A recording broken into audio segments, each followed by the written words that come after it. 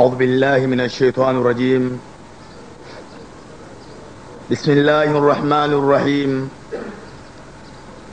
الحمد لله رب العالمين والعقيبة للمتقين ولا عدوان إلا على الظالمين.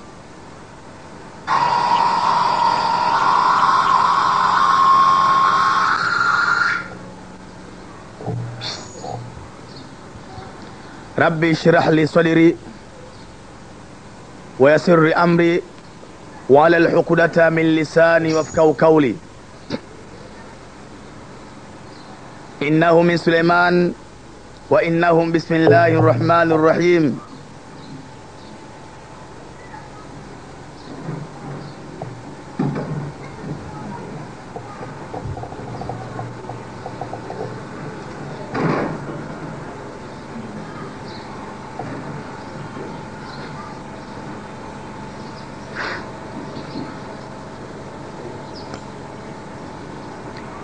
أشهد أن لا إله إلا الله الواحد القهار وأشهد أن محمد رسول الله والصلاة والسلام على سيدنا محمد وعلى آله وأصحابه وسلم. أما بعد. السلام عليكم ورحمة الله وبركاته. Kila sifa njema ni yake Mwenyezi Mungu Subhanahu wa Ta'ala. Yeye ndiye muumbaji wa mbingu na ardhi na vilivyomo, na ni yeye tu ndio ambaye ametujalia siku ya leo tumeweza kuamka tukiwa wazima, tunaona na pumzi zinaendelea. Wenzetu ni wengi ambao wamekishakufa, wengine muda huu wamehifadhiwa ndani ya vyumba, na wengine wanafunikwa shuka tayari wanasafirishwa mbele ya Mwenyezi Mungu Subhanahu wa Ta'ala. Mimi na wewe ambaye tunaona tunaangalia pumzi inaendelea, tumuombe Mwenyezi Mungu insha Allah atuzidishie kila la kheri. Kadhalika rehma na amani zimwendee kiongozi wa umma, naye ni Nabii Muhammad sallallahu alayhi wasallam, pamoja na ahali zake na maswahaba zake na waislamu kwa ujumla, na wale ambao wanakubali kupoteza muda wao ili wasikilize maneno ya Mwenyezi Mungu. Insha Allah Mwenyezi Mungu awe pamoja nao. Ndugu zangu Islam, leo nasimama tena katika msikiti huu na mada kubwa ambayo nakusudia kuizungumza katika siku ya leo. Ndugu zangu Islam, ninazungumzia ukubati tariku sala. Ukubati tariku sala, yani adhabu ambazo zitamfika yule ambaye mwenye kuacha sala. Na sababu ya kuzungumza mada hii, ndugu zangu, leo watu wengi katika jamii yetu ya Kiislamu wamepuuzia sana ibada ya sala, wakaona ya kwamba kusali si lazima, si muhimu. Inna lillahi wa inna ilaihi rajiun. Na baadhi ya watu wakaona ya kwamba kuto kuswali kwao kwamba ni bora yale matendo yao mbele ya Mwenyezi Mungu. Yani si ajabu leo kasikia mtu anatamka wazi wazi ya kwamba bora mimi nisiyesali kuliko hao wanaosali. Ubora uko wapi?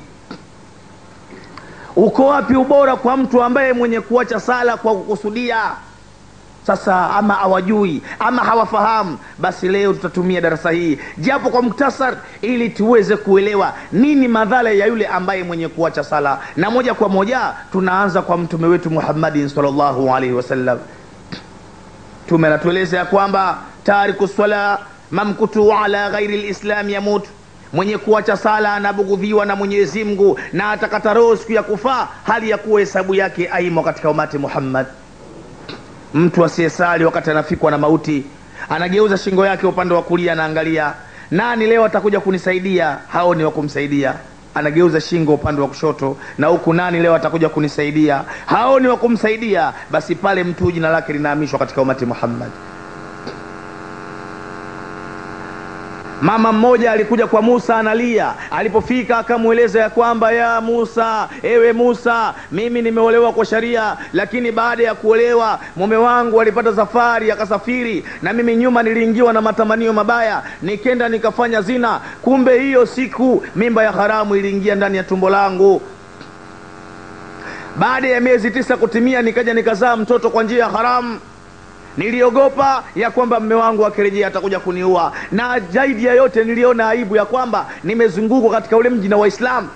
siku hiyo nilikaa na mwanangu, nilishindwa kuvumilia, nilikaa na mwanangu yule nikanyonga, nikaua kwa mikono yangu. Sasa leo nimekuja kwako, wewe ndio mjumbe wa Mwenyezi Mungu, nifahamishe Musa, nipite wapi, nifanyeje leo ili niweze kusalimika na adhabu ya Mwenyezi Mungu Subhanahu wa Ta'ala. Musa akamwambia, wewe mama, ondoka haraka mbele yetu kabla laana ya Mungu haijateremka, kwa sababu hata sisi pia hiyo laana itatufikia, kimbia. Mama akawa anaondoka mikono kichwani huku analia na haelewi apite wapi ili asalimike na adhabu ya Mwenyezi Mungu. Wakati ule mama anaondoka, Allah akamteremsha Jibrilu, akamjia Musa, akamweleza, ya Musa, ewe Musa, unamfukuza mama wa watu kwa wingi wa madhambi yake. Mbona kuna watu Musa wamekaa nao madhambi yao ni makubwa zaidi kuliko madhambi ya yule mama. Musa akastaajabu, akauliza, manhum, kina nani hao na nini madhambi yao tena? Akaambiwa, tariku sala hamidan mutahamida, wenye kuacha ibada ya sala Musa unao madhambi yao ni makubwa zaidi kuliko madhambi ya yule mama. Sisi leo watu wasosali tunakula nao ndani ya majumba. Si ajabu leo baba anakula sahani moja ya wali na mtoto wake wa kiume hasali. Mtoto huyu anavaa heleni, katoboa katika sikio lake, amevisha heleni katika sikio la kushoto. Baba anamega upande wa kulia, mtoto anamega upande wa kushoto, na bado baba anacheka, anafurahika. Enyi watu, jueni maisha kama haya wallahi hatusalimiki na adhabu ya Mwenyezi Mungu Subhanahu wa Ta'ala. Mati fi zamani Abi Bakari Sidiki rajuli, alikufa mtu enzi ya zama za Saidina Abubakar. Fakamu idha salati, na wakasimama ili wamsalie. Faidha huwa yataharaku, waliona sanda ya yule maiti inatikisika, na walipoangalia kumbe waliona nyoka mkubwa amezunguka katika shingo ya yule maiti. Taakul lahmahu wa tamisu damahu, nyoka anakula nyama ya yule maiti kisha anaifyonza damu yake. Waurudu atikaliha, wale maswahaba wakataka kumuua yule nyoka. Fakala hayati, akasema yule nyoka, la taktuluni, msiniue. Laisa li dhanbi wala haqa, sina madhambi wala makosa juu ya maiti huyu. Inna Allah Ta'ala amarani an yadhibahu Allahu ila yawm al-qiyama, hakika ya Mwenyezi Mungu mtukufu yeye mwenyewe ndio ameniamrisha ni muadhibu maiti huyu mpaka siku ya kiyama. Faqalu ma khatiya, maswahaba wakastuka wakauliza, ma khatiya, nini khatia yake, amekosa nini? Faqalu thalatha khatiya, nyoka akasema makosa yake ni matatu. Walula, kosa la kwanza, kana idha sami'il adhana la ja'u jamaa, huyu maiti alikuwa akisikia adhana haendi kuswali jamaa. Thani, kosa la pili, la yakhruju zakati min mali, alikuwa atoi zaka katika mali yake. Wathalisu, na kosa la tatu, la yasma' kaula ulamai, alikuwa apende kusikiliza kauli za wana wazuoni. Enyi ndugu zangu Waislamu, anapotajwa Mwenyezi Mungu na Mtume Muhammad, ndugu yangu Muislamu, tenga muda bwana, kaa ndugu yangu, utulie usikilize. Allah anawapenda wale ambao muda mwingi wanasikiliza maneno ya Allah Subhanahu wa Ta'ala. Lakini leo hata wanapotangaziwa watu, mabwana tumejiwa na mwana wazuoni, hebu tutulie tumsikilize, watu utakuta wanagombania milango ya msikiti, utazana umekoswa na mabomu ya machozi. Wapi wanakimbilia? Nini wanachokimbilia?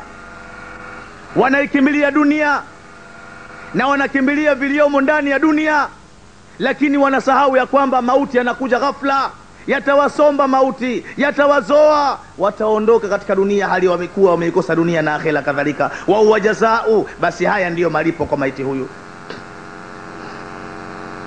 Wakati wa Mtume Muhammad alikuja kijana mmoja wa Kiarabu. Kijana yule akasimama katika mlango wa msikiti na hali analia. Mtume sallallahu alayhi wasallam akamuuliza, unalia nini ewe kijana? Kijana akasema ya kwamba amekufa baba yangu na mimi sina sanda wala mtu wa kumsalia. Mtume akawageukia maswahaba, akawaita Ali, Umar, Uthmani, ndugu yenu huyu mwenzenu, nendeni nyumbani kwake, nendeni naye kwake, ndani ya nyumba yake yuko maiti wa baba yake ndani ya nyumba yake, na mtakapoingia ndani ya nyumba hiyo, iosheni maiti hiyo, ivalisheni sanda, muisalie na muende mkamstiri mbele ya Mwenyezi Mungu Subhanahu wa Ta'ala. Wale maswahaba waliondoka kwa amri ya Mtume Muhammad. Hata walipofika ndani ya nyumba wakakuta maiti amelazwa juu ya godoro, amevishwa shuka nyeupe. Wale maswahaba wanaondoa shuka kutaka kumuosha maiti yule, wanaangalia juu ya uso, kana mithli al-hindhiri al-aswadi, maiti amekuwa mfano wa nguruwe mweusi. Wale maswahaba wakastuka, wakatazamana. Mmoja akasema, twendeni tukamueleze Mtume Muhammad, haya ni mazito. Na walipofika wakamueleza ya kwamba, ya Rasulullah, kana mithli al-hindhiri al-aswad, nabii wa Mwenyezi Mungu, yule maiti amebadilika na amekuwa ni mfano wa nguruwe mweusi.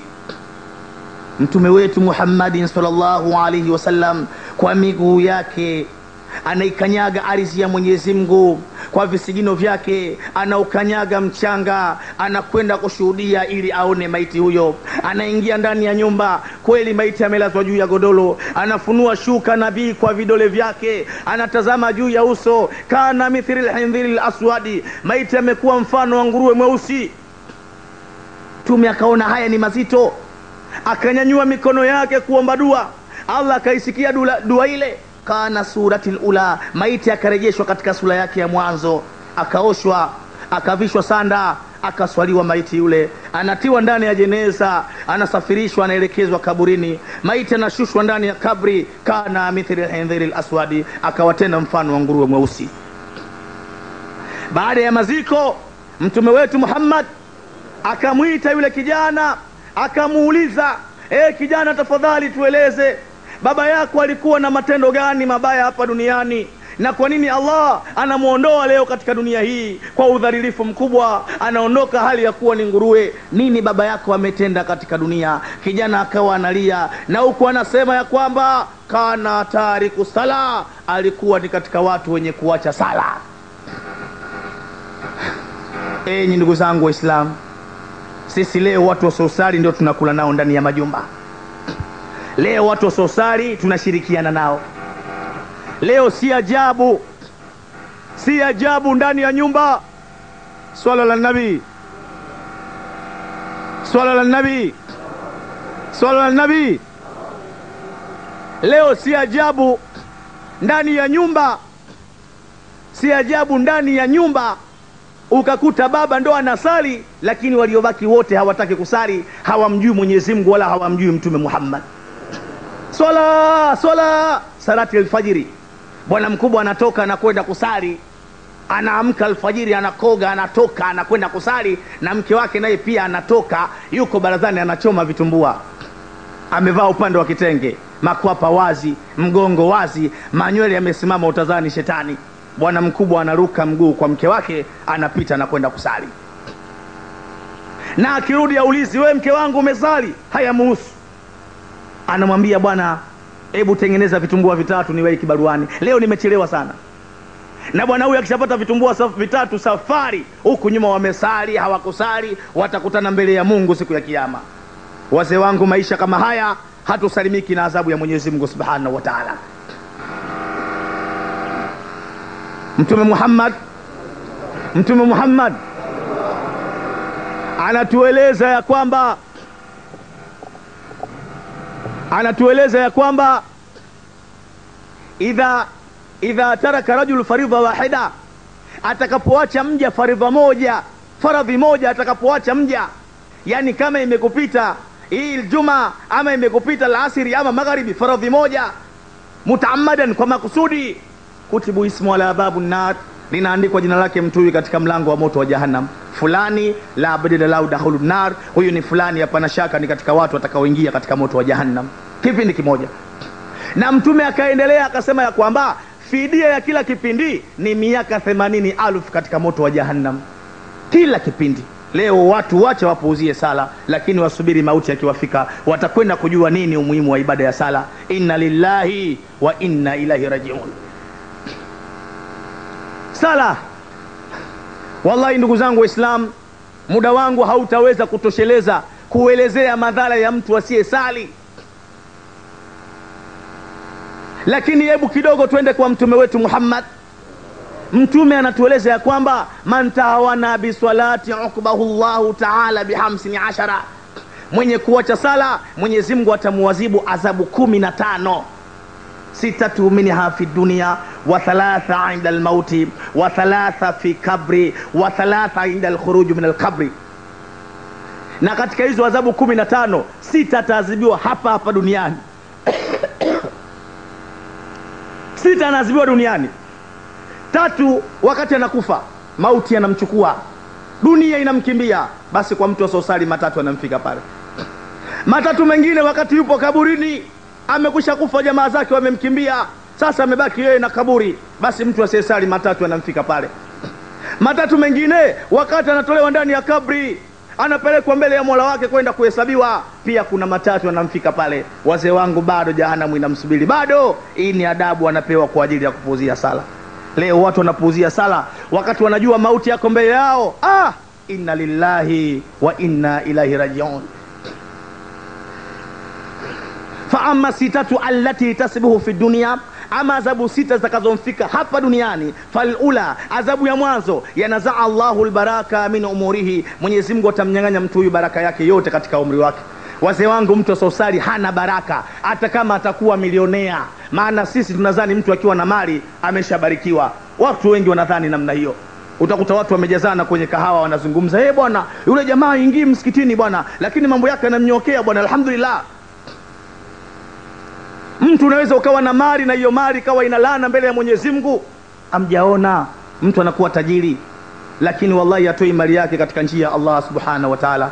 Leo wangapi katika matajiri? Mtu Muislamu ana jina la Kiislamu, kazaliwa katika Uislamu, tajiri mkubwa, lakini yeye ndo anakuwa mdhamini mkuu ya Miss Tanzania, mashindano ya urembo. Mabinti wanakwenda na vichupi vitupu. Amana ya Allah iko wazi, yeye ndiyo mdhamini wa mashindano hayo. Lakini huyo hawezi kutoa hata mfuko mmoja wa simenti kwa ajili ya la ilaha illallah Muhammadur Rasul. Hii ni laana. Allah anakuwa ametia laana kwa mtu yule. Thani, adhabu ya pili, la yamsihu Allahu sima salihina min waji, Mwenyezi Mungu anafuta alama ya watu wema katika uso wake. Mtu asiosali, Allah anafuta alama ya watu wema. Ndio sura ya mtu ukiangalia unaweza ukalinganisha na lile jiwe la kunolea kisu. Wathalisu, adhabu ya 3, amala la ajira Allah subhanahu wa ta'ala, amali zake zote hazina malipo mbele ya Mwenyezi Mungu. Yani mtu asesali, aende hija, afunge Ramadhani, afunge 6, atoe sadaka, ajenge misikiti, mizali khasari bule. Na ajabu wazee wangu, tumejaa msikitini hapa. Ndani ya majumba yetu tuna wafungaji wazuri wa Ramadhani. Ramadhani imeondoka jana, tulikuwa na wafungaji wazuri, nyumba nzima watu wanafunga mashallah, lakini watu hawa hawasali. Adhana ya magharibi ndani ya mwezi wa Ramadhani inawaita watu, Allahu akbar, Allahu akbar, Mungu wenu mkubwa, Mungu ni mkubwa, hayya ala sala, njoeni msali. Wao ndio wanatumia adhana hiyo kukusanyika katika sahani ya iftari. Utasikia mabwana, muda wa adhana hiyo, lete uji, lete juisi, lete maji, lete uji bwana, fanya haraka, adhana hiyo, muda unaenda bwana. Wewe unatoka magharibi unakuta majitu yameshapiga iftari, yametawanyika, hayataki kusali. Watu kama hawa hawana malipo mbele ya Mwenyezi Mungu Subhanahu wa Ta'ala. Si maneno yangu, ni maneno ya Mtume Muhammadin sallallahu alaihi wasallam. Warabi, adhabu ya 4, la yarifu Allahu azza wa jalla lahu dua ila samai, hata inyanyua Mwenyezi Mungu dua yake mtu huyu kupeleka mbinguni. Yani mtu asiyesali hata kama ataomba dua usiku kucha, hiyo dua yake Mungu hata isikia. Walkhamis, adhabu ya 5, tamkutul khalaiki fi dari dunia, analaaniwa na viumbe wote waliomo katika dunia, wanyama, miti, majani, wadudu, samaki, vyote vinamweleza fulani bin fulani, unakanyaga riziki ya Allah, unakula riziki ya Allah, unakunywa maji ya Allah, unavuta hewa ya Allah, alafu unakataa kumsujudia Allah, laanatullahi alaihi, laana za Mungu zikuteremkie. Wasadisu, adhabu ya 6, laisa lahu khadha min duai salihin, huyu maiti atakapokufa hana fungu katika dua la waja wema. Enyi ndugu zangu Waislamu, enyi wazee wangu, msihangaike kumwombea dua mtu ambaye alikuwa hasali bule. Haya ni maneno ya Mtume Muhammad. Unamwacha mwanao mtoto wa kiume, unamwacha mwanao mtoto wa kiume, mapenzi ni makubwa sana juu ya mwanao huyu. Umehamisha watu ndani ya nyumba yako bwana, ukamwambia mwanangu, ushakuwa, lazima nikupe hifadhi inayokufaa mwanangu. Ukampa chumba, ewe Juma, ewe Ali, ewe Bakari, chumba chako mwanangu ni hiki, na kukabidhi kuanzia leo. Mwanao akiwa ndani ya chumba kile, wallahi wa billahi, matendo yake ni matendo ya Firauni. Kwanza hataki kusali. Mwanao ni mlevi, anakunywa kilevi, na baba unakutana na mwanao katika mlango, anaingia ndani ya nyumba yako, ananuka kilevi. Baba unajua matendo ya mwanao. Mwanao baba ni mzinifu, mwanao baba ni mzinifu, na baba unayajua matendo ya mwanao, kwa sababu unatoka kusali salati alfajiri, unarejea nyumbani, wallahi unaingia ndani ya nyumba, chumbani kwa mtoto wako wa kiume, mlango unafunguliwa, binti wa watu unaona kabisa anatoka ndani ya chumba kile, anatoka Mele, Zuena, Hadija, Mariam. Baba unajua, kumbe mwanangu jana alikesha kwa kufanya zinaa. Kumbe mwanangu kile chakula ambacho alikula akashiba, shibe ile ilimpa nguvu mwanangu jana, ile nguvu yote ndo kaitumia kwa ajili ya kuja kufanya zina. Tena mwanangu zina ameifanya ndani ya nyumba yangu nikiwa bado niko hai na shuhudia. Lakini baba wapi, mapenzi ni makubwa, hata waseme nini, hata watu wakija wakwambie bwana mbona mwanao anafanya ufisadi, bwana atakutia mitihani mbele ya Mola wako. Baba anatetea maovu ya mwanawe, anauliza wale watu, ina maana nyinyi mji mzima mmemwona huyu mwanangu mie tu, hao wengine je? Baba anatetea maovu ya mwanawe, lakini kipo anachosubiri baba huyu? Anasubiri mauti amfike mwanawe. Mwanawe akishakufa, amelazwa juu ya godoro, sasa ameshageuka, amekuwa ni mauti. Baba kila akifunua shuka kutazama maiti ya mwanawe, heti ndio juhudi zinaanzia pale za kumnusuru mwanawe. Baba sasa anahangaika, macho yamemtoka, jasho linamwangukia.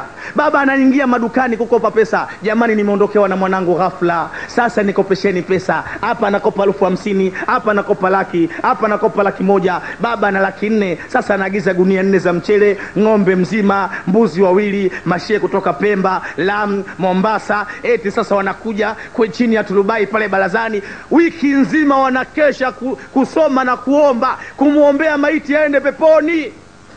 Mabwana Mtume anakataa. Laisa lau khadha min du'a salihin, maiti kama huyu hana fungu katika dua la waja wema. Swala ala nabii, swala ala nabii. Haya ni maneno ya Mtume Muhammadin sallallahu alaihi wasallam, na ndivyo ilivyo, na ndivyo ilivyo. Haya ni sita ambaye anamfika hapa duniani.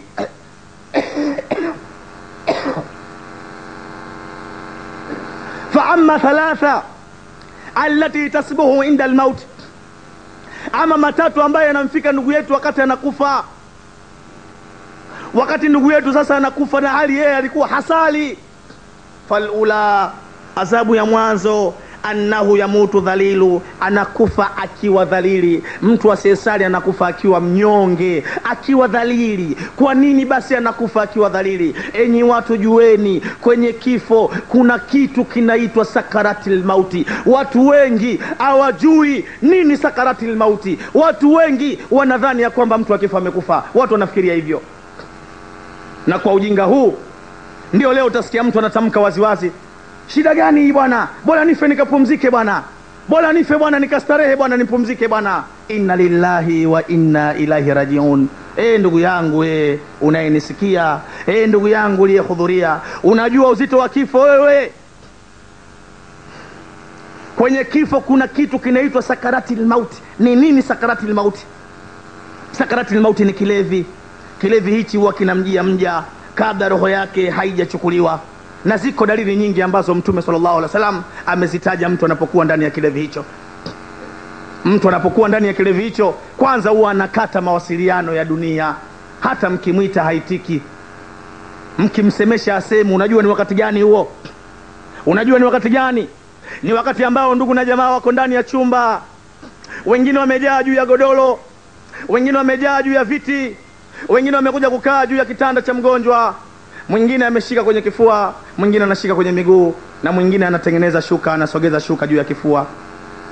Watu wamejaa, wamejiinamia watu ndani ya chumba kile, na wengine machozi yanamiminika, kina mama wanalia. Wakati huo anayetoka ndani ya chumba hicho, ukimsimamisha ukamwambia bwana hebu nipe hali ya mgonjwa, anakuambia bwana niache kama nilivyo, tunasubiri nusura ya Mwenyezi Mungu Subhanahu wa Ta'ala. Hali ni mbaya.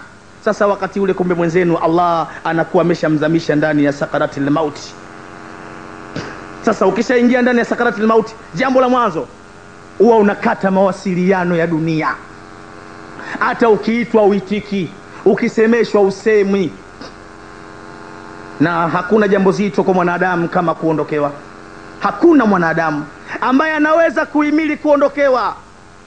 Ukitaka ubaya, hebu nenda kwa watu ambao wenye kuuguza ndugu yao, kipenzi chao, kisha nenda kawasalimie, na baada ya salamu waambie, mabwana msipate shida, ndugu yenu huyu muda wake umemalizika, dalili zote za kifo zimeshafikia kwake. Wallahi utaonekana mbaya katika mji, kila utakapopita utaonyeshwa kidole kwa ubaya, kwa sababu mwanadamu nafsi yake haikubali kuondokewa, hasa na yule mtu wake wa karibu. Juhudi huwa zinafanyika bwana, juhudi huwa zinafanyika. Na wakati mwingine ndugu na jamaa wako juu ya godoro, mmoja anatoa fikira zake, anasema jamani, pamoja na dawa ambazo ndugu zetu anaendelea kutumia, lakini dawa pekee hazitoshi. Huyu jamaa hajatia kitu kinywani leo na siku ya 3. Sasa mimi nadhani juhudi ifanyike, lau aweze kupata chochote aongezee ndani ya kiwiliwili. Huenda hiyo riziki ambayo itaingia na hizi dawa ambazo ametumia zinaweza zikamsaidia akapata nafuu. Kina mama wanaingia jikoni, wanapika uji unatiwa ndani ya bakuri, unapozwa uji, wanakuja nao wanaume, wanakuja juu ya godoro la mgonjwa, wanashika kinywa, wanamimina uji. Uji unajaa ndani ya mashavu, hauendi. Allah ameloki bwana, hata punje ya uji haipeni ndani ya kiwiliwili. Allah ameshaloki. Wale ndugu hawakubali, wanaongeza uji umejaa ndani ya mashavu, hauendi. Sasa unatafuta sehemu ya kutokea, uji unatokea upande wa pili wa kulia, unaanguka kwenye godoro, uji unamwagika, hauendi. Ndugu yetu wakati wanaangalia upande wa pili anasema, jamani mnahangaika bure, siwezi kupona mimi, wala siwezi kupona tena. Jambo la pili, aliyomo ndani ya sakaratil mauti ni kwamba huwa anazungumza na wajumbe wa Mwenyezi Mungu Subhanahu wa Ta'ala. Kuna malaika anazungumza nao, japo nyinyi hamuwaoni, lakini yeye anawaona. Wale malaika wanakuwa wamemzunguka, mmoja miguuni, mwingine kichwani, mwingine kuliani, mwingine kushotoni, wote wanazungumza. Na wa kwanza anamueleza, fulani bin fulani, mimi nimetembea mashariki na magharibi kutafuta chakula wewe, lau kama tone sikupata. Hakuna. Leo huli tena mpaka unakwenda mbele ya Mola wako. Na watatu na wanne kisha wanatoweka. Jambo la tatu, aliyomo ndani ya sakaratil mauti ni kwamba huwa anaonyeshwa matendo yake yote yaliyotenda katika dunia. Mifano iko wazi wazee wangu. Katika televisheni kuna kipindi kinaitwa Matukio ya Wiki. Ndani ya kipindi hicho wewe anaonyeshwa mbalimbali yaliyotokea katika wiki iliyopita. Basi ndugu zangu, ile ni mifano. Siku yako ikifika, Allah anatuma malaika, wanakuja na kitu mfano wa skrini wa television, alafu hiyo television inakuonyesha yote uliyotenda katika dunia. Kama ulikuwa ni mzinifu, vile unaingia gesti, wewe ulikuwa jabari bwana, unazini wake za watu, ulikuwa jabari wewe bwana, unazulumu watu, ulikuwa jabari bwana, unaua watu. Basi yale ambayo uliyotenda Allah ameyakusanya, Allah atakujulisha siku si nyingine ila ni siku ya sakaratil mauti, kwamba fulani bin fulani, yaangalie haya ndio uliotanguliza akhera, na ndio Allah anakutanisha nao siku ya leo. Jambo la 4, aliyomo ndani ya sakaratul mauti anaonyeshwa kule ambako anakwenda kufikia. Ndio unakwenda unalikuta kaburi unalikuta kaburi limekuwa tanuri katika matanuri ya moto mkali wa Jahannam, na ndani ya hilo kaburi unakuta kuna nge, kuna nyoka, kuna kila aina ya shari. Unaitwa fulani bin fulani, fulani bin fulani. Angalia vizuri, kagua bwana, ile ndio akhera. Allah ndio amekuandalia sehemu utakwenda kuishi kule. Sasa kwa mtu azosali, annahu yamutu dhalilu, anakufa akiwa dhalili sana. Thani, adhabu ya pili, annahu yamutu jaia, anakufa akiwa na njaa kali, atakuwa na njaa ambayo haina mfano. Wathari, adhabu ya tatu, annahu yamutu atushan, anakufa akiwa na kiu kali. Mtume anaielezea kiu, anasema wala usaki ya mayau bahari dunia mara wa amani atushu, lau angepewa mito yote ya dunia yule maiti anywe amalize kiu yake, Mtume anasema kiu yake singeweza kumalizika.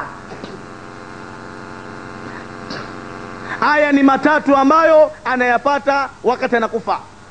Fa amma thalatha allati tasbuhu fi kabri, Ama matatu ambayo yanamfika ndugu yetu akiwa yumo ndani ya kabri, amekwisha kufa, sasa yumo ndani ya kabri. Falula, adhabu ya mwanzo, yuswikullahu alayhi fi kabrihi, Mwenyezi Mungu atambana yule maiti katika kabri yake. Wa yasiri, yatamkamua, hatta tuqtilifu dhalaihi, mpaka mbavu zake zitatofautiana, yani zinaachana, mbavu ya kulia inakuja kushoto na ya kushoto inarudi kulia. Thani, adhabu ya pili, ya wakada alayhi nar, patawashwa ndani ya kabri yake moto. Nkalaba laili jumla al-laila wan nahar, na maiti yule talazimishwa kugalagala katika moto ule usiku na mchana mpaka siku ya kiyama. Na katika riwaya nyingine Allah atanadi kuwaambia malaika katika moto wa jahannam, enyi malaika, leo mja wangu fulani ibn fulani ndio siku yake ya mwanzo anaanza katika maisha ya akhera, nendeni katika kaburi yake mkaiwashe moto kaburi hiyo mpaka igeuke iwe tanuri katika matanuri mkali ya moto mkali wa jahannam. Na atakapofika mja wangu mumpokee, na kisha mumuamrishe na mueleze ya kwamba amri hiyo imetoka kwangu, ya kwamba agalegale katika moto huo mpaka siku ya kiyama. Wathari, adhabu ya tatu, yusritu alayhi thuban, atapelekewa ule mtu nyoka, yusma shaja'a al-aqra, nyoka huyu jina lake anaitwa shaja'a al-aqra, ainahu minan nari, macho yake ni ya moto, wa dhafari min hadidi, kucha zake ni za chuma, tula kulli yaumi tula kulli yaumi masiratu yaumi, yani kila urefu wa kucha yake moja ni mwendo wa siku nzima. Wa sautihi mithli radil kaswifi, sauti yake unyoka ni mfano wa radi kali. Fayakulu lahu, nyoka anakuwa anasema nini? Anasema ana shaja'a al-aqra, nyoka anakuja ndani ya kabri yako, anakukuta umekaa peke yako, hakuna baba, hakuna mama, hakuna ndugu siku hiyo, ndugu yangu, wakati ni mgumu sana. Sasa nyoka anakueleza nini? Anasema ana shaja'a al-aqra, mimi ni nyoka bwana, naitwa shaja'a al-aqra. Amarani Allahu an yadhribuka la tadhihi min salati subuhi, Mola wangu ameniamrisha ni kuadhibu kwa ajili ya kuipuuzia na kuiacha salati alfajiri, na hivyo nitakuadhibu kuanzia alfajiri mpaka inaingia dhuhuri, na nitakuadhibu tena hii adhuhuri mpaka inaingia alasiri, alasiri mpaka magharibi, magharibi mpaka isha. Wakarama dharubuhu dharabata, akisha kugonga huyo nyoka kwa hiyo sumu yake, yaghudhu fil ardhi, utazama katika ardhi, utakwenda chini ardhi 60 zira, kwenda chini zira 60. Kisha yule nyoka ataingiza makucha yake ambayo ni marefu mno, ambayo mwendo wake ni mwendo wa siku nzima, kisha anakutoa ndani ya makucha hayo, anakutoa ndani ya ardhi, anakuchomoa. Na baada ya kukuchomoa, fala ya baraha illa yawm alqiyama, hata acha kukugonga nyoka huyo mpaka katika siku nzito ya kiyama. Swala la nabii, swala la nabii. Enyi ndugu zangu Waislamu, enyi ndugu zangu Waislamu, wakati haya tunazungumza, kuna wenzetu ambao muda kama huu tayari yanawafika wakiwa mbele ya Mwenyezi Mungu Subhanahu wa Ta'ala. Fa amma thalatha allati tasbuhu inda al-khuruj al-kabri, na ama matatu ambaye atamfika ndugu yetu wakati anatolewa ndani ya kabri. Falula, adhabu ya mwanzo, yusritu Allahu alayhi man yasbahu ila an-nar jahannam ala hari wajhi, atamswaliti Mwenyezi Mungu mtu huyo kwa malaika watakao mkokota kumpeleka katika moto wa jahannam. Tena atapelekwa kichwa chini miguu juu, yani kiusouso, tena atapelekwa juu ya moto mkali sana. Thani, adhabu ya pili, yandhuru Allah ta'ala baina al-ghadab, atamtazama Mwenyezi Mungu ule mtu kwa jicho la ghadhab. Sasa kwa ukali wa lile jicho, yani Mwenyezi Mungu atamtazama wakati gani? Wakati al-hisabu, yani wakati watu wanahesabiwa. Sasa kwa kule kumtazama kwa jicho la ghadhab, kwa ukali wa lile jicho, fawakaha lahami wajhi, zitapolomoka nyama za uso wake. Watharis, adhabu ya tatu, yaksabu Allahu hisaban shadida ma malai min mazidi sarmada tawila, atamhesabia Mwenyezi Mungu yule hesabu kali, hesabu ambayo itakayempelekea kukaa katika moto mkali wa jahannam milele. Wa yaamru bihi, na Mwenyezi Mungu ataamrisha kwa mtu huyo ila nari wa bisal qarari, aingizwe katika moto, na hiyo ni sehemu kali zaidi, ni sehemu mbaya zaidi. Mtume sallallahu alaihi wasallam anasema, enyi watu, muda haunitoshi kuweza kuelezea madhara ya mtu asiyesali. Wallahi ndugu zangu Waislamu, muda hautaweza kunitosheleza, kwa sababu hatujaingia ndani ya jahannam tuone huyo mtu ameshahesabiwa maana Mtume sallallahu alaihi wasallam anasema mtu asiyesali siku hiyo, baada ya hesabu yake kupitishwa, Allah atawaamrisha malaika wamuingize katika moto. Sasa kutoka pale kwenye kisimamo kuingizwa katika moto, atarushwa, yani ile spidi yake, ule mwendo wake ni sawasawa kama mwendo wa mshale. Na Mtume sallallahu alaihi wasallam akasema atakapoingizwa ndani ya moto atafikia katika majangwa. Kuna majangwa 40 yanamsubiri, na kila jangwa moja lina majoka 40, na kila nyoka moja lina ukubwa kama vile shingo ya ngamia. Na huyo nyoka kisha kugonga, basi ile sumu yake inaingia ndani ya kiwiliwili kwa muda wa miaka 40. Bado hatujafika huko. Ndugu zangu, jueni ya kwamba yoyote asiyesali katika sisi, huyu mtu msiba mkubwa unamsubiri mbele ya Mwenyezi Mungu Subhanahu wa Ta'ala. Swalla ala nabii, swalla ala nabii. Sasa tunamuuliza Mwenyezi Mungu, ya Rabbi, Mola wetu, japo kwa muktasar tumeona ya kwamba sala si jambo dogo, japo kwa muktasar tumeona ya kwamba sala ni jambo zito. Allah, tunusuru umati Muhammad. Lakini je, sisi ambao tunasali na Allah ametujalia muda huu tuko ndani ya msikiti huu, je na sisi vipi ya Rabbi? Je na sisi tutasalimika? Allah anaturudisha ndani ya Qur'an. Allah anasema fawailul lilmusallin, adhabu kali itawafikia hao wanaosali. Adhabu kali itawafikia hao wanaosali. Kwa nini tena Allah iwafikia adhabu kali hao ambao wanasali? Vipi? Allah anaendelea kujibu swali hilo, alladhina hum an salatihim saun. Kwanza wale ambao wanasali sala zao kwa kuzipuuza, kwa kuziona zile sala kwao si muhimu, wanasali vile wao wanataka na sio Mola wao wanataka. Hao wajibashiria adhabu kali, wajiandae kuingia katika moto wa Jahannam. Yani mtu anasali Ijumaa hadi Ijumaa, wako watu, kuna mtu muoni tena hapa mpaka Ijumaa ijayo. Na kuna watu wanasali Ramadhani na Ramadhani ile kindu limeshamaliza mkataba wake, haliko tena leo. Na kuna watu ambao wanasali kwa kuchagua, kuna wengine Idi hadi Idi, na kuna wengine wanasali kwa kuchagua. Kuna mtu yuko hapa asubuhi hajasali, na kuna mwingine hana uhakika kusali vipindi vilivyobakia mpaka jioni. Mwingine atasali ikifika insha amechoka mguu juu, akiulizwa mbona vipi bwana usali leo, anasema nimechoka kweli kweli, naona Mungu mwenyewe atanisamehe. Sasa yoyote mwenye kurumu na sala kama hii aelewe ya kwamba sala hana, na ajiandae kuingia katika moto mkali wa Jahannam. Alladhina hum yuraun, na wale ambao wanasali ili waonekane. Yani mtu anasali kujionyesha mbele za watu. Yani kusali kuonekana ni vipi? Mtu anasali kisha ana maovu mengi, ile sala anatumia kama kivuli cha kufichia maovu yake. Huku msalina mzuri na huku mzinifu mzuri, akipita mtaa wa watu mara mbili tu wake za watu hawana salama. Na wako watu kama hao, utakuta mtu sigida kubwa inamelemeta kama kitumbua, alafu amevaa kilemba kana kwamba tairi ya tekta, lakini akipita mtaa wa watu mara moja mara mbili wake za watu hawana salama. Yani huku wanasali huku wanazini wake za watu. Na kuna mwingine huku wanasali huku ni mnafiki, kazi yake kuzungumza mambo ya watu, mambo yasiye muhusu. Na wako watu namna hiyo bwana. Uislamu haupendezi kuzungumza mambo ya watu. Angalia ya kwako bwana. Na kama unaona mtu labda anakosea, anakwenda nyendo ambazo hazifai, mwite mnasihi, ndugu yangu sivyo hivyo. Lakini sio ukae barazani ukaanza kuzungumza yule anafanya hivi yule hivi, sivyo. Ni dalili mbaya, ni dalili ya kuharibikiwa. Na mwingine huku anasali huku ni mchawi, usiku anageuka paka mkubwa, na alfajiri yuko mbele hapa na joho yake ukipima inafikia kilo 7. Na kuna mwingine huko anasali huku ni mpiga ramli, utasikia naona hapa ungechelewa kidogo ungekusahau.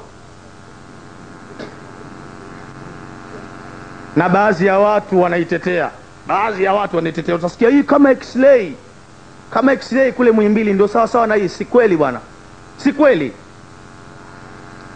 Na kuna mwingine huko anasali kiunoni ana bonge la ilizi kaweka hapa kama Vodacom.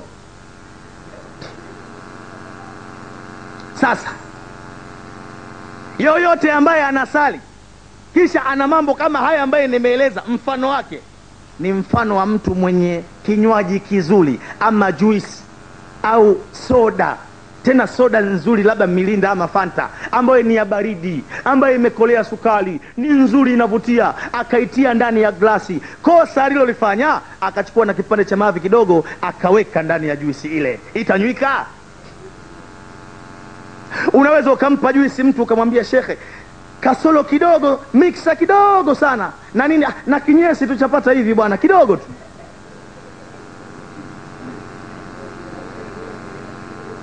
Hii ina maana uwezi ukachanganya kizuri na kibaya ukaweka pamoja. Kama wewe huku unasali, huku unafanya zina, huku unasali, huku unazini wake za watu, huku unasali, huku ni mnafiki, huku unasali, huku ni mpiga ramli, huku unasali, huku ni mchawi, huku ni mwanga, jua bwana sala huna, na jiandae kuingia katika moto mkali wa jahannam. Wayamnauna almaun, na wale ambao Allah amewapa mali lakini wagumu kutoa mali hizo kukirimu waislamu wenzao. Nafsi mali, nafsi mali, mali nitaiacha nyuma yangu, na mimi nitaondoka peke yangu, nitakwenda kaburini. Muislamu unatakiwa kikubwa ugawane na waislamu wenzio, na kidogo unyang'anyane na waislamu wenzio, na hayo ndiyo maisha ambayo waliishi maswahaba wakati wa Mtume Muhammad. Ajabu muislamu wa leo, muislamu wa leo ajabu. Mola wake amempa mali, amemruzuku mali bwana, naye uwezo anao. Katika iftari yake mwezi wa Ramadhani, sikwambii, kila design ya iftari iko pale. Kuna sahani 12 zimezunguka, kila design ya iftari. Kuna magimbi, mwogo wa nazi, maharage, njugu mawe, sijui viazi mbatata, mauji kila design. Kuna uji wa ukwaju, malimao, ndimu, majuisi yamejaa kwenye majagi humo, yanasubiri kushughulikiwa. Lakini wakati jamaa yetu huyo anakula hivyo, muislamu mwenziwe nyumba zao zinatazamana na wanasali pamoja, wallahi hana kitu, anakunywa uji au na chumvi wala sukari, naye anajua kwamba yule hana, anajua. Na pengine mkewe amemwambia kwamba bwana, hali ya jamaa yetu, hali ya jirani yetu mbaya, leo wanakunywa uji mtupu bwana. Mke wake amekuja kusikitika, wallahi akumbuke kumsaidia. Zaidi ya yote anamuita mkewe, anaita watoto wake, anajinasibu, anajivuna kwamba sikukwambieni. Ameisha tena yule, na bado mwanaume mzima linamshindwa hata fungu la muogo, anawafungisha watoto Ramadhani, alafu anaonyesha uji mtupu au na sukari. Si unaona sasa hivi mabega yanavyozidi kwenda juu kama kenchi, mbavu zinahesabika, na bado atama yule anamsimanga bana muislamu mwenziwe. Alafu ndugu yetu anasikia adhana, Allahu akbar, Allahu akbar, kavaa kanzu yake, kilemba chake, fimbo kubwa, anawahi msikitini, na akifika anakaa safu ya mwanzo karibu na imamu. Basi huyu naye pia sala hana, na ajiandae kuingia katika moto mkali wa jahannam. Enyi wazee wangu Waislamu, enyi mliohudhuria na ambao pia mnanisikia, ili sala zetu zikamilike, Allah anasema nini? Hebu sikiliza maneno ya Mwenyezi Mungu yaliyopita katika moyo wa Nabii Muhammad. Allah anasema, wa amuru ahlaka bisalati wastabiru alaiha la nas'aluka rizqa nahnu narzukuka wal aqibatu littaqwa. Na muamrishe watu zenu kusali, na nyinyi wenyewe muendelee na sala. Muislamu unatakiwa uhakikishe wewe mwenyewe unasali, mke wako nyumbani anasali, mtoto wako anasali, binti yako anasali, na nyumbani kwako wote wanasujudu kumsujudia Mwenyezi Mungu Subhanahu wa Ta'ala. Leo tumejaa hapa msikitini, wake zetu, watoto wetu majumbani hawana habari na Uislamu. Sala kama hizi wallahi tutakuwa ni wenye kuteketea mbele ya Mwenyezi Mungu Subhanahu wa Ta'ala. Mtume Muhammad anaeleza ya kwamba aliwaambia maswahaba ya kwamba mjihadhari na siku ya Kiyama, kwa sababu hiyo siku atakuja mwanamke. Swala la nabii, siku hiyo atakuja mwanamke, na yule mwanamke atakuja hali ya kuwa atachagua watu 4 ili wale watu aingie nao wakachome katika moto wa jahannam. Manuhum ya Rasulullah, manuhum ya Rasulullah, kina nani hao ambao watachaguliwa? Tueleze tujue mapema. Mtume sallallahu alayhi wasallam akasema, wa kwanza ni baba, baba Muislamu. ndani ya nyumba yako una binti yako Sakina, Zuena, Hadija, binti yako asali sala 5, anavaa suruali, anavaa kimini, binti yako anakaa na mtu hakuna ndoa naye, na baba unajua. Lakini kutokana na hali ya maisha baba, unakwenda unagonga hodi, unakusanya chumvi, maharage, sukari, unakula kila kisha unasema alhamdulillah. Ulizi imetoka wapi? Si kazi yako. Baba unarudi nyumbani unakuta baskeli zimepaki barazani. Wale jamaa wenye baskeli wanazungumza na binti yako. Uulizi kina nani nyinyi? Mna shida gani? Nani amekwambia mje nyumbani kwangu usiku? Mmefuata nini? Uulizi. Baba anatoka na pale bwana, baba ndio kwanza anaingia ndani na kwenda kulala. Na huyu binti anawaambia msio na wasiwasi, babangu mtu poa sana. Nyinyi kama mnakuja kwa ajili ya kunichukua basi hakuna tatizo bwana. Babangu mtu safi sana. Basi wallahi siku ya kiyama yule binti hakubali, atakwambia baba uliniacha duniani na mimi baba nimepotea nikateketea kwa ajili yako. Nilijua ya kwamba baba unanipenda, nikajinasibu kwa wenzangu. Kumbe baba yangu ulikuwa ukiniangamiza. Tazama leo hesabu yangu inaonyesha mimi katika watu wa motoni. Basi wallahi baba yangu leo sikubali. Nisindikize twende wote tukachome katika moto mkali wa jahannam. Wapili ni mke wako ambaye unaishi naye ndani ya nyumba yako. Mkeo hasali, mkeo hajistiri. Leo mke wa Muislamu ambaye mwenyewe anasali sala 5, mke wake anavaa upande wa kitenge, makwapa wazi, mgongo wazi, manywele yamesimama, utazani shetani. Leo mke wa Muislamu ambaye mwenyewe anasali sala 5, wallahi mke wake anaingia saluni bwana, anakwenda kuchukua manywele, anaweka madawa, anawekwa kichwani madawa, anawekwa kichwani. Yani anaweka kichwani madawa, alafu anachukua kofia nailoni anavaa, akioga kule bafuni maji hayaingii utosini. Ina maana janaba alimtoki yule mwanamke. Analala na janaba, anaamka na janaba, chakula kinapikwa na janaba, wageni wanakaribisha na janaba. Mume anasali sala 5, si kitakubwa kushinda hata kitumbua. Siku ya kiyama yule mwanamke atakuita mume wangu fulani bin fulani, mume wangu baba fulani. Allah alikupa mwongozo, uniongoze mke wako, lakini wallahi wewe ulikuwa unasali kwa sababu ulijua kwamba siku ya leo ni ngumu. Mume wangu ulijua kwamba siku ya kiyama si ya mzaha. Mwenzangu ulikuwa unaamka alfajiri unasali. Uliniacha mume wangu, uliniacha mimi nikawa napotea. Leo nimeharibikiwa mimi, leo naingizwa motoni. Wallahi sikubali mimi na wanangu tukateketezwa katika moto wa jahannam. Kwa hivyo leo nisindikize mume wangu, mimi na wewe tukachoma katika moto wa jahannam. Na watatu ni dada yako ambaye unaishi naye ndani ya nyumba yako. Dada yako asali, hajistiri, mnakula chakula, lakini umwambie wewe dada asali, wewe jistiri. Dada naye pia atakwambia kaka leo nisindikize tukachoma katika moto wa jahannam. Na wa mwisho ni mama yako aliyokuzaa. Mama yako mzazi ambaye unaishi naye ndani ya nyumba yako, lakini umwambie wewe mama sali, wewe mama jistiri, au umemwacha mbali na mji. Umwelezi. Na wengine tunao bwana mama zetu hapa tumewaacha vijijini. Hawamjui Mungu, hawamjui mtume, hawajui wanatoka wapi wala wanakwenda wapi. Mtu anafikia mahala mama yako mzazi anakuwa na matatizo, anakwenda kuomba kwenye kaburi, anakwenda kumweleza matatizo ya duniani maiti, eti kwa sababu ni babu yake au ni nani wake. Anaongea na maiti kama anampigia simu ya Vodacom, anamweleza matatizo ya huku nyumbani. Wakubwa nyie, we mzee Shomvi, huko ulikolala huku bwana matatizo hayaishi. Huyo Fatuma tena toka alivyoachika hajaposwa. Huyo mwenye kesi kila siku nenda rudi, sasa mjikunjue. Anaongea na maiti.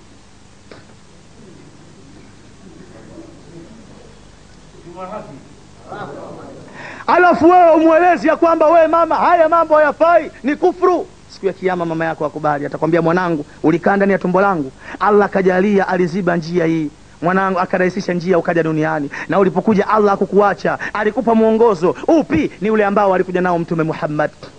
Ndani ya mwongozo Allah alisema arijalu kawamuna ala nisai, wanamume ndio wasimamizi, ndio wachunga wanawake.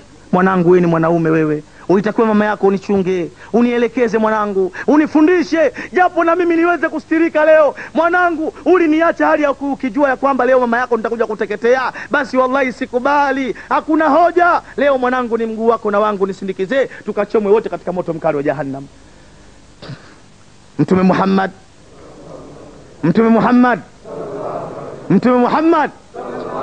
anaeleza ya kwamba kullukum ra'i wa kullukum mas'ulu ani ranyati, kila mmoja ni mchunga na kila mmoja ataulizwa kwa alichokichunga. Haya maneno alipoyatamka Nabii Ibn Mas'ud akalia, kisha akamwendea Nabii Muhammad Akamuuliza, ya Rasulullah, unaeleza ya kwamba kila mmoja ni mchunga na kila mmoja ataulizwa kwa alichokichunga. Mimi nina kuku nyumbani kwangu ambao ninawachunga, hata kuku nao nitaulizwa. Mtume sallallahu alayhi wasallam akamweleza Ibn Masudi, hao kuku kama ukuwapa chakula, hukuwatengea maji ya kunywa, ukaacha wanagombana, ukaacha wanaumizana, wallahi Mola wako hata kuacha, bali atakuuliza siku ya kiyama, kwa nini wale kuku kuwatendea haki katika dunia? Ikiwa kuku mwanadamu ataulizwa, vipi mke na watoto wanaofanya mchezo ndani ya majumba yetu, tutakwenda mueleza nini Mwenyezi Mungu katika siku nzito ya kiyama? Jibrilu alitumwa na Allah, akaambiwa nenda kwa Nabii Muhammad, nenda na utakapofika elekea peponi, na ndani ya hiyo pepo utakuta kuna mti una majani mapana, chuma jani moja, ndani ya hilo jani utakuta kuna sura ya mwanamke, mletee kipenzi wangu habibina Mustafa Muhammad. Na utakapofika mueleze ya kwamba, ya Rasulullah, Allah anakubashiria kwamba angalia ndani ya jani hilo, hiyo ni sura ya mwanamke na ndio wanawake ambao Allah amekuandalia, ewe nabii, utakwenda kustarehe nao peponi katika siku ya kiyama. Jibrilu anaruka anaelekea kwa nabii, anageuza Jibrilu sasa kwa mbawa zake, anaelekea peponi. Naam, milango ya pepo iko wazi. Jibrilu anapenya sasa katika mmoja ya milango ya pepo, anaingia peponi Jibrilu. Naam, anakuta mti uko karibu na mlango wa pepo. Kwa mkono wake Jibrilu anachuma jani moja chini ya mti ule, analiangalia jani, sura ya mwanamke yenye kupendeza, yenye kuvutia inatokea ndani ya jani hilo. Jibrilu analuka, anakuja mbele ya Nabii Muhammad, anafika anamweleza, ya Rasulullah, Allah anakutolea salamu, angalia ndani ya jani hilo, hiyo ni sura ya mwanamke na ndio wanawake ambao Allah amekuandalia, utakwenda kustarehe nao peponi katika siku ya kiyama. Tume anakunjua jani lile, anaangalia ile sura, anacheka, anafurahika. Kwa nini? Anakuja kugundua baadaye ile ilikuwa ni sura ya mke wake Bi Aisha. Nabii anacheka, anafurahika, anajua neema ilioje bwana, kumbe peponi nitakuwa na wake zangu. Lakini pamoja na sifa hiyo, pamoja na neema hiyo, Allah hakumuacha nabii, bali alimpa ujumbe mzito ambao umo ndani ya Qur'ani, ili mtume awaeleze wake zake. Nini anaambiwa? Tunakuja sasa katika surati al-Ahzab, anaelezwa Nabii Muhammad, ya ayuha nabiyyu kulli azwajika in kuntunna turiduna alhayata ad-dunya wa zinataha fata'alaina umata'ankuna wa usarihikuna sarahan jamila. Ewe nabii, waambie wake zako, ikiwa nyinyi wanawake mnapenda zaidi maisha ya dunia na uzuri wake, njooni nikupeni kutoka nyumba na muachano mzuri. Ni bora ukae una mwanamke kulikoni ukae na wanawake ambao hawamjui Mwenyezi Mungu na wala hawamtaki Mtume Muhammad. Iliposhuka aya hii, mtume alibadilika sura, aliwaita wale wanawake mara moja, akawaambia, enyi wanawake, hukumu ya Mola wenu imeshateremka. Sasa nielezeni moja, mnamtaka Mungu au mnataka dunia? Semeni. Na yoyote ambaye atakiri ya kwamba yeye anaitaka dunia, mimi leo nachukua dhamana katika nyumba hii, nitampa chochote katika nyumba yangu, atoweke akahangaike na dunia yake. Ni bora aende kuhangaika na dunia kuliko aje kunidhulumu ndani ya nyumba yangu. Je, mnasemaje? Wanawake wa mtume walinywea, wakamueleza, ya Rasulullah, mume wetu wewe ni nabii wa Mwenyezi Mungu, wallahi tunakiri ya kwamba sisi tuko pamoja na Mwenyezi Mungu, tuko pamoja na wewe mume wetu Nabii Muhammad, tutakie maghfira mbele ya Mwenyezi Mungu. Huenda tuna makosa, ili Mwenyezi Mungu atusamee makosa yetu. Ikiwa leo wake wa mtume ambao leo hii wako peponi, Allah anawapa makali kama haya, mimi na wewe ndani ya majumba yetu kuna makosa mangapi yanafanyika usiku na mchana? Tena tunayajua, tunayaona, tunayashuhudia. Tutakwenda jibu nini mbele ya Mwenyezi Mungu Subhanahu wa Ta'ala? Nabii Suleiman wakati anatoka anakwenda kuomba, wanakwenda kwenye jangwa kwenda kuomba, kwenda kumuomba Mwenyezi Mungu, na katika ule msafara Allah anaueleza ndani ya Qur'an,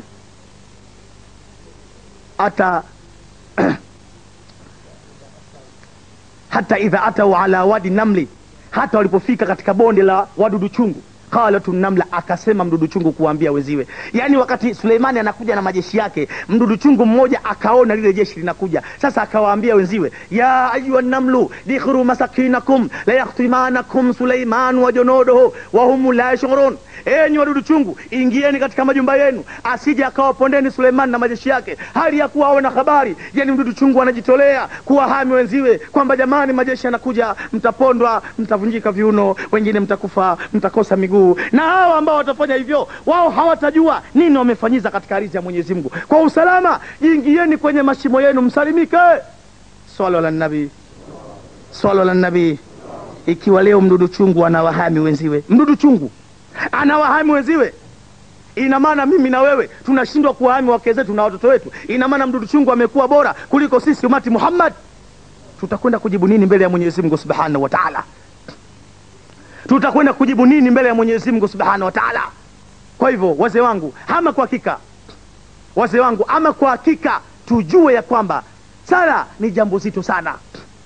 Sala si jambo dogo, sala ni jambo zito, ni jambo zito sana ndugu zangu Waislamu. Sasa ni wajibu wetu,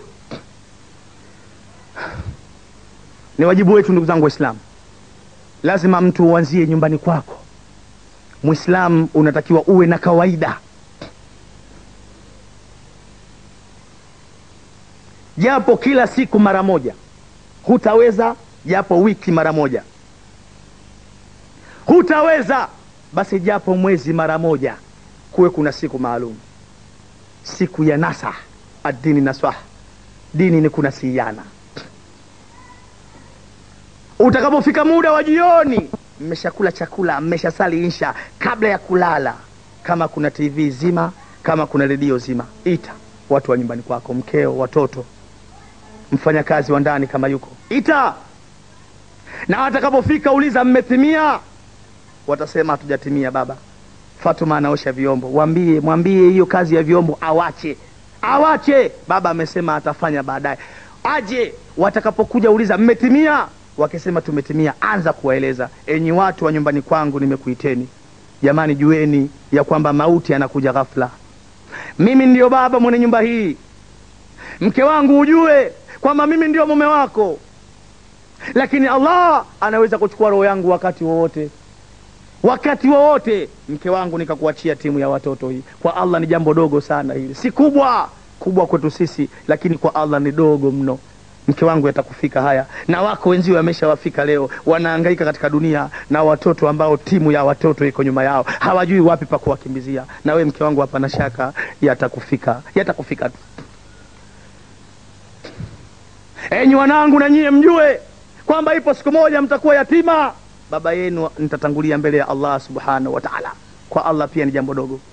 Na mke wangu, wewe pia ujue kwamba leo ni mjamzito na tunategemea wakati wowote pengine Mwenyezi Mungu akijalia utajifungua. Si sababu ukafikiria kwamba eti Allah anaweza kukustahi kwa sababu ya ujauzito ulionao. Wenzio wengi wametoweka duniani na mimba zao tumboni, na leo wako chini ya ardhi, tani 7 za udongo zimekuja mpaka kinywani, wamelazwa na viumbe zao, hawajitambui.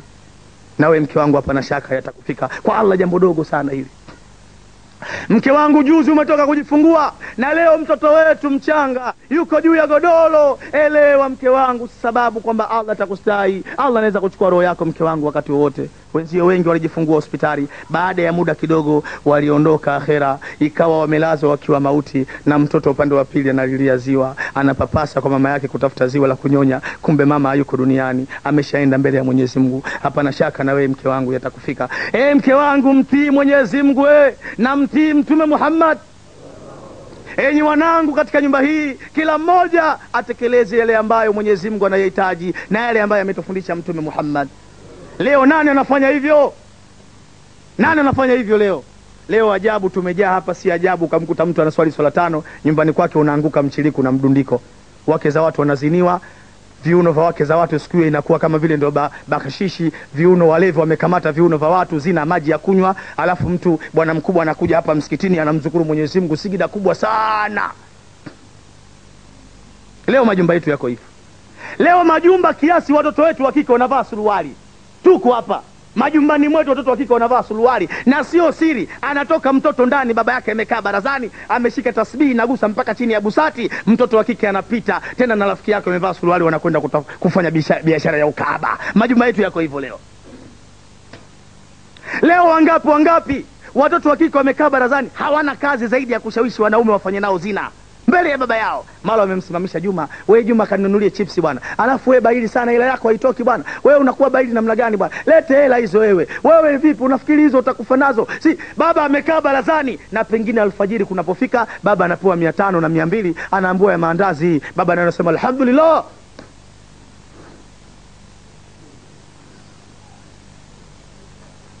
Ikiwa hali ndiyo hiyo, tutajibu nini sisi mbele ya Mwenyezi Mungu Subhanahu wa Ta'ala? Sasa kwa kweli majumba wazee wangu yameharibika, na kila siku tunazungumza. Nyumba yoyote ukishaona wenye nafasi ni wanawake, si nyumba tena, ni balaa. Nyumba yoyote ukishaona wanawake ndani ya nyumba ndio wenye nafasi, wallahi nakueleza ndugu yangu, ya ayyuhalladhina amanu inna min azwajikum wa auladikum adwa lakum fa'hdharuhum. Allah anasema, enyi mlioamini, hakika baadhi ya wake zenu na watoto wenu ni maadui zenu, mjihadhari nao. Mungu mwenyewe amewaumba, anawajua hawa, ndio maana akasema mjihadhari nao. Sisi hatuna tahadhari, hatuna. Ndio maana leo unaweza kulikuta jitu kubwa hapa likiongea watu wote wanakimbia, lakini likifika nyumbani ninashikwa madevu kama bebelu. Wewe chekelea tu, watu yanawafika haya, mtu anashikwa madevu kama bebelu, asubutu. Na mtu mwingine tushashuhudia sisi, mtu anaambiwa kabisa, kama wewe ni shehe huko hapa lazima niangushe mchiliku na mdundiko. Wako watu wanapewa masharti kama hayo, wapo nakwambia. Na mtu anasema basi bwana chezeni, lakini mimi nitakwenda kwa mjomba wenu huko, mimi siwezi kuwepo katika ujinga kama huo. Eti kakimbia mvua kaingia ndani ya maji.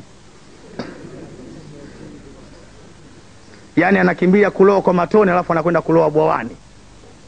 Inna lillahi sala ala nabii. Kwa hiyo ndugu zangu, hizi mambo ya wanawake ni matatizo, na wallahi tumezidiwa sana majumbani. Tumezidiwa. Tuko hapa, tumezidiwa sana.